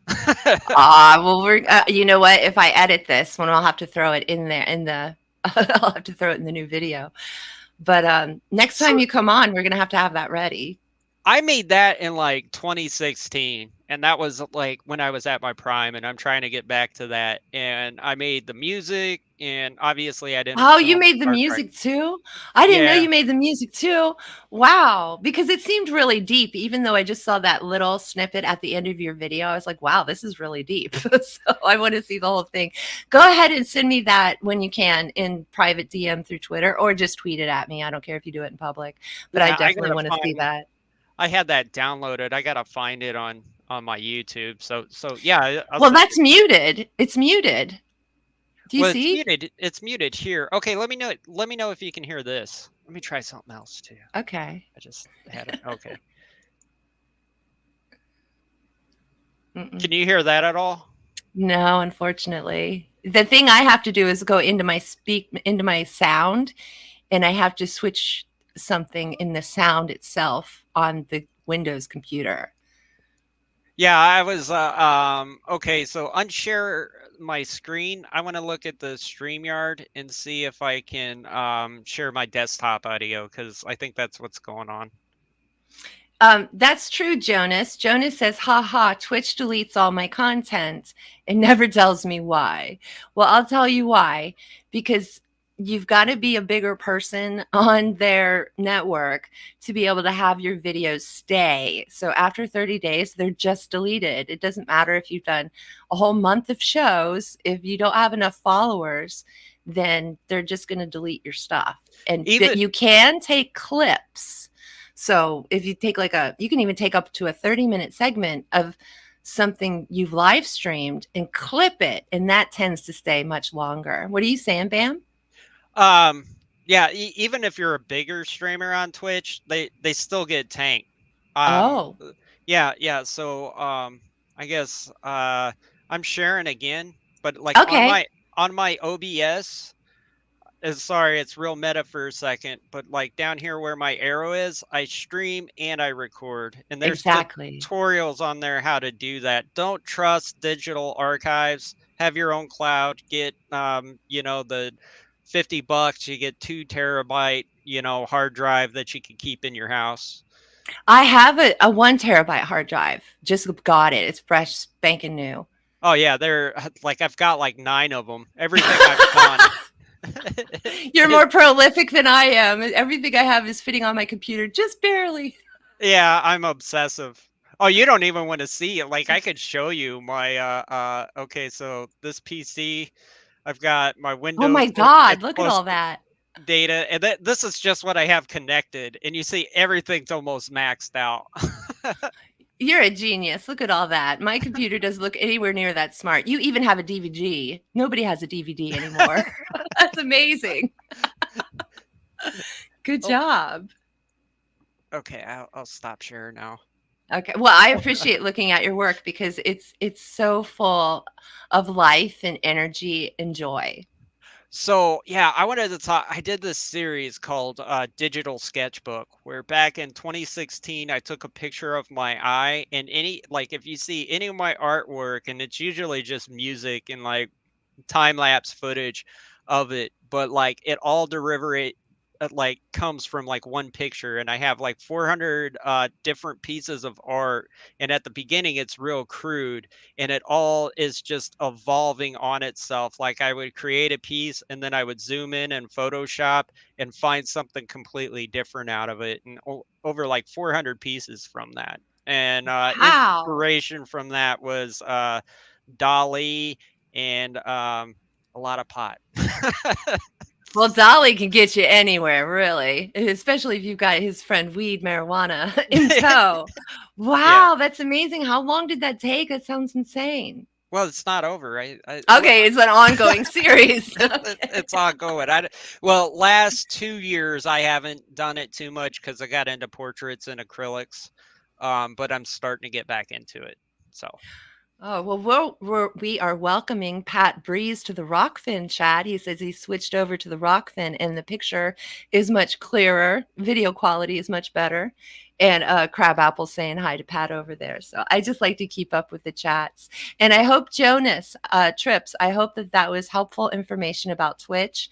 And of course, we put Bam's Twitter in the chat. So if you're on Twitter, you can go ahead and message him, talk to him. you want some help. So you guys can chat. I wanted to get Bam on, not just because he's an artist, but because he did help me last night out of the goodness of his heart. He spent time with me and showed me a lot of tricks in OBS, which is a different software that's free. I wouldn't have to pay for it. I'm in StreamYard now, which is $25 a month. But OBS just has a lot more creative variables that you can get into and make a really fun stream. And so, Bam, I have a question. Since you've been a gamer, I'm just now starting getting into the gaming space. Do you have any advice for me and other people that want to get into gaming? Live stream gaming. I'm going to make that specific. Live stream gaming. Basically have fun. Like I do it, and like I set out to have fun. If you're looking to like grow as far as a gamer goes, don't go in like if you go to like the Twitch browse section and you see the top row with like thousands of people in there and you think that you're going to jump in one of those games, that's a saturated market. Play a game that you enjoy, and yeah, find your voice and be consistent. Like pick a dedicated day and time of the week, advertise it all week when you're going to be on, and then when you stream, if something happens like I showed earlier, have that record button too. Make highlights, dump it to YouTube, tell people on YouTube that you do it live on Twitch, and that converts people. That's my observation. With my gaming, I'm not consistent. I've got the ADD, so I'm impulsive. Yeah, right. Or we just work with the muse, when it's time, it's time. That's right. That's right. So, yeah, don't go chasing the dragon. But if you do chase the dragon, find a game that only has like 1,000 people watching on like a Friday night, and you'll do a lot better. Don't go trying to be like a Fortnite superstar or anything like that. I play Sea of Thieves because it's just so much fun. I've watched you. I've lurked a bit, and I've seen you playing Sea of Thieves. Yeah, it's a hoop, but like I don't think I'm gonna play too much anymore because it just takes too much time. It's a slow burn game.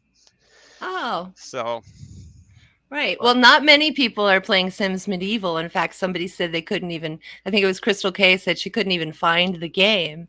So at least I'm picking a weird game. That's good. And I'm kind of having to do it on Rockfin exclusively, to game on Rockfin exclusively, which is cool.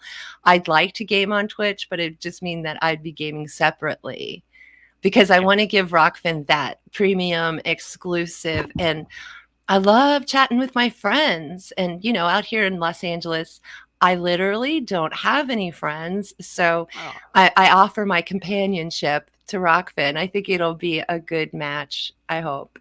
So, I think that's a great idea. I mean, Twitch is a gaming platform. It's completely saturated. So YouTube, I don't know what YouTube is doing with its live. But they need to advertise when people are live a little bit better. I mean, even Twitter now is like, oh, this, like these people have this group chat going on. It's like, Twitter's had like the best live like platform on like how it works and everything, but they don't promote it. It's true. Like, I don't understand. It's very true. You're on it. So you also do tutorials, right? Yeah, I have a lot of tutorials. So tell us some of the topics you cover in your tutorials. I'd love if you could bring that up, through sharing, because if you guys would spend an afternoon with Bam, you'll be so much smarter after the tutorials, I promise. Yeah, I do a lot through DMs now, but let's see. Okay. All right. Let me get back to share the thing, share screen. I'm just throwing stuff at him, right? So he's got to do all of this stuff. Ian Henderson says, come to Wisconsin. Wisconsin's beautiful. Is that the cheese state? Because of the wine? Here we are. So I've done, it's been a couple years, like I guess 2 years since I've done a like tutorial, but I've got a lot of Adobe tutorials, some Photoshop tutorials, Wacom tablet tutorials. There for a while, whenever like I came across a problem, I would figure it out, or I would watch a boring tutorial and I would make an entertaining tutorial. Oh, look, you're doing Common Core math. I saw. Oh man, I forgot that was there. Yeah, I But did a video, like a series on what they're doing to children in school, and a big section on Common Core math. oh, okay. I can oh, that one doesn't have the intro. I can show you that video and you'll probably understand what's going on. So I'll just it doesn't have to have sound. The sound's pretty good too, but that's really not the message. I want to see your interpretation of it. Do do do do do do do do do do do do do do.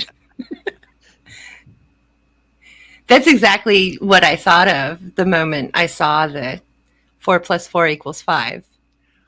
Wow, I made this in 2016 and it completely illustrates the world we're in today. Exactly. So many of my old videos are so prophetic. I'm with you on that. I do encourage you guys to go through our old videos, those who have eyes to see and ears to hear, and you'll see that we've known. And I think you guys have known too. You just didn't make videos about it necessarily. There's the lab rats. We are lab rats. That's right. Wow. Yeah, you got to get your merch. You got to get your merch on, right? I haven't called it out. Hypocrisy. I love it. I love it. It just repeats faster. Thank you for sharing that with us. And I've got to go through your music videos because I love to have talented people. I believe the new media is full of people that are multi-talented, and new media, I believe, are like chosen ones. If you can get with that, I hope there's billions of us, but we're chosen. It doesn't mean there's only 5. But I think that we're the new voice, the voice of the new coming time. And we've been wise and hip this whole time to what is going to happen. And now that it has happened, we're just helping everyone else wake up and orient themselves, right? You're on Earth. This is what's happening. These are the rulers, right? Yeah. Well, we were talking earlier, or you mentioned that you like currently, and I might have got this wrong, but you don't like too much fiction.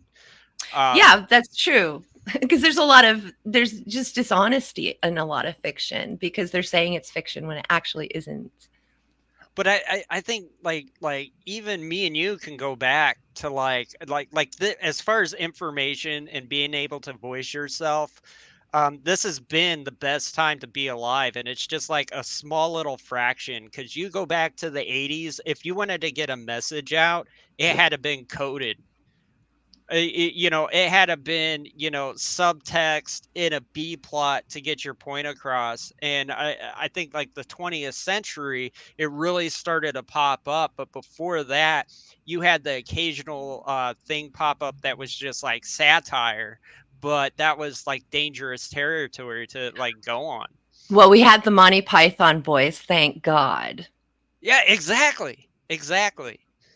And then like well, I think of George Carlin. We have to say George Carlin every time we bring this up. Oh, he was the Gallagher, though. like he was the Gallagher of words. It's like, here's the facts. I'm bringing it to you. What are you gonna do? Exactly. He smacked you in the face with his comedy. I loved it. Oh yeah, he was great. But I think of so like if we go back. What was it like? Will Smith was in like King Richard or something like that. I didn't see that, but it's like if you go back, like that completely illustrates if that was back in like the 1400s and Will Smith was a king and Chris Rock was a court jester, what would have happened to Chris Rock?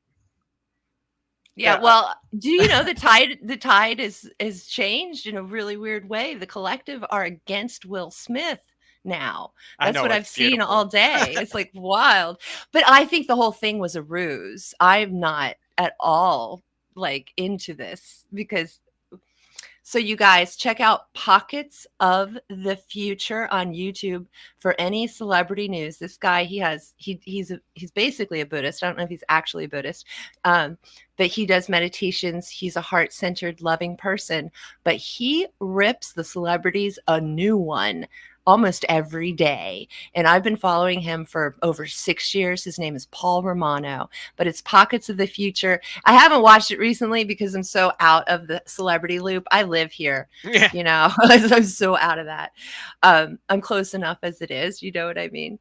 So, and we're the new media. We're the new celebrities that love you back. And I think that's so much more important. I really do. And I think the people are starting to see that because they're seeing that just like how out of touch, Hollywood is. And that's the double-edged sword. I mean, Hollywood thought social media was so great, but like you have Madonna sitting in a tub of roses talking about, oh, I'm just like a construction person that goes on roofs and what do they do? Plant flowers or something? We're all in the same boat. We'll end this together. It's so funny. Paul Romano, Pockets of the Future, actually calls Madonna Madam X, right? Madam Expiration Date. And he calls them all ghouls. Like that's their nickname for all celebrities are ghouls. And that goes back with the vampire thing that they're sucking our light. And I would like to make one point really quick is that I heard the celebrity say that Rose McGowan, who was born a boy, by the way, Rose McGowan said, and she was in a cult. She was raised in a cult, and that's why she's a girl, because that's what they do in cults. What was she in? Rose McGowan, Jawbreaker. It is like one of her first films, and some Roadhouse stuff with Tarantino's friend. But anyway, she said that Hollywood is the archetypal focal point of the entire world, that we get our actual physical personalities from their acting, that we are not, in fact, divine creatures of God. We are Hollywooded.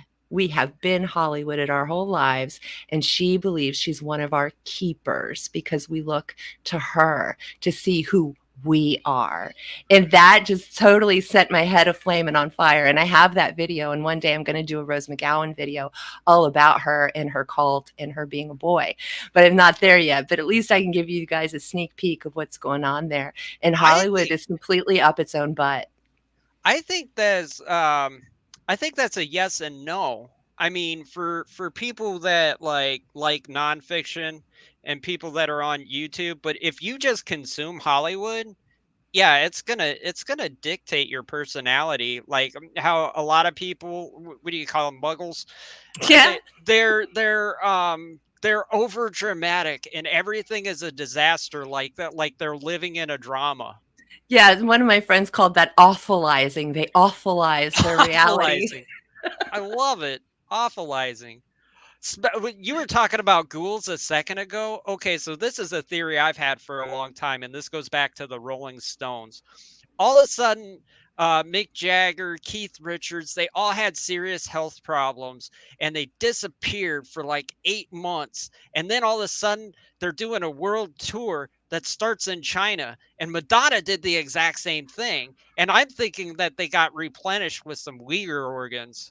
And it's like, okay, now we'll do a tour in China. This was going back in the early 2000s before we really started striving with China.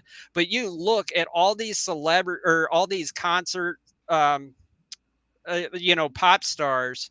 They get real sick. They disappear for 6 to 8 months. They do a tour in China, and then they come back better than ever. Wow, that is super duper weird, dude. I love dot connecting. That's like my favorite. You have to have eyes to see and ears to hear to do the dot connecting. And I know a lot of people that fake it, that just make up crap out of their head, which I don't even understand because nothing's actually fictional. Imagination, the image to see, the imagination, you see it in your head, and how you can make up something that's not real. I'm still like weird about that. But yeah, like Saturn conspiracy theorists who say Saturn is Satan, and then all the elites are worshiping Saturn or Moloch and all of that. So it just gets into some deep, sticky territory, doesn't it? Yeah. Yeah, it gets out there. Well, I think I lost my train of thought because I need to eat. So we're coming up at the top of the hour here. So if you guys have any more questions in the chat, please bring them to light now. And so I'm going to look at this Rockfin chat over here. And I don't know what you're talking about, Pat Breeze. She was in that show about witches. So I don't know when that came up. Sorry. And Ian Henderson, if you use your hand as a local reference for, oh, we're still talking about Wisconsin over there. They're having a good conversation about where he lives, but I think I'm going to wrap it up. So I'd like to give you the floor for a minute and you'll let me know when you're done, but I'm going to remove myself and give you the floor to talk about you. Okay. Okay. All right. Okay. Hi. This is me. This is who I am. There are many that kind of look like me, but they're never me. I'm the only me, except for the people that kind of look like me but aren't me. But I'm sorry, I'm uncomfortable talking about myself. But yeah, we talked about my website. That is bamvfx.com. That's gonna transition to Bam Media or bambalam.media. That's going to take a little while to do that. On most social platforms, I'm either BamVFX or Bambalam Media. I'm mostly active on Twitter and TikTok and a little bit of Instagram. And then I've made over 850 videos, and I'm getting back into commentary content. Best place for YouTube is Bambalam Rambalam at the moment. And at bamvfx.com is kind of my splash page where you can find my socials and whatever kind of channel suits your fancy there. And then outside of that, it's been a fun time. I really enjoyed coming on here today. Oh, that's fabulous. And then you sell a lot of your art locally as well, right? Correct. And I'm gonna like revamp my online shop. I do have stuff at like if you go to bamvfx.com, you go to shop, there's stuff up there now. I've got like Elvira, Vampira. I kind of got a theme going on there. My And favorite is the Bride of Frankenstein that you did. Elsa Lancaster, I'm working on a fictional book about Frankenstein with a unique take. And then also too, I Wow. want to make a documentary about Elsa Lancaster, which is Wow. I have unhealthy knowledge about her family, which is Oh, just wow. amazing. Yeah, I her was just watching The Bride of Frankenstein where she plays the dual role, yeah. right? She's the Oh, writer and the bride. yeah, both Elsa Lancaster and Mary Shelley. Really, Right. I know a lot about Mary Shelley. I don't want to leave it like I know a lot about Elsa Lancaster. I do know a Oh, lot, okay. but not Well, as much as Mary Shelley. So Mary Shelley is quite the rabbit hole friend. We'll have to have you back to talk about that. outstanding. Wonderful. And congratulations on these projects that you're doing. I'm really excited about them. Yeah, they're gonna take a long time. Right now, it's just YouTube and art. And if you guys are ever lonely, pop over to your Twitch, subscribe to Bam VFX, if I said it right. Subscribe to his channel and hang out with him. And that's what I'm trying to do more on Rockfin is to have hangouts so that we're not alone and we do have social lives. Even, we're fighting the New World Order. We don't have as many friends as we used to have. The muggles are all muggling. And so we need companionship now more than ever. Heartfelt love, not people with big egos trying to control us, but real friends. And that's what I hope to give you. And I know Bam has given out friendship too. So I would have blessed everyone who came here tonight. And so, Bam, thank you so much for gracing our stage. You may hang out backstage and I could talk to you for a minute afterwards if you like. Yeah, that's fine. And thanks for having me. Excellent. That was wonderful having almost a complete stranger on the show. Isn't that great how God works in mysterious ways? And I want to thank you all for being here. After I eat, it may be possible that this evening I will be gaming live on Rockfin. So look out for that. Watch my channel. If you want to be told when I'm coming on, you can even private tweet at me. So DM me on Twitter and say, hey, Core, when are you coming on? When can we game? Because we will be playing Sims Medieval, I think, this evening. I'm going to see how I feel after I eat. And then saying hi to my client I have tomorrow. Hello, special person. I will be seeing you tomorrow for our appointment.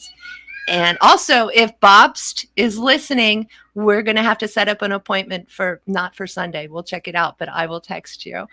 Thank you for being here, everyone. Crystal K, Crab Apple, Jonas Tripp, Ian Henderson, Pat Breeze. If I forgot your name, I'm so sorry. Thank you, all the new people, for coming in.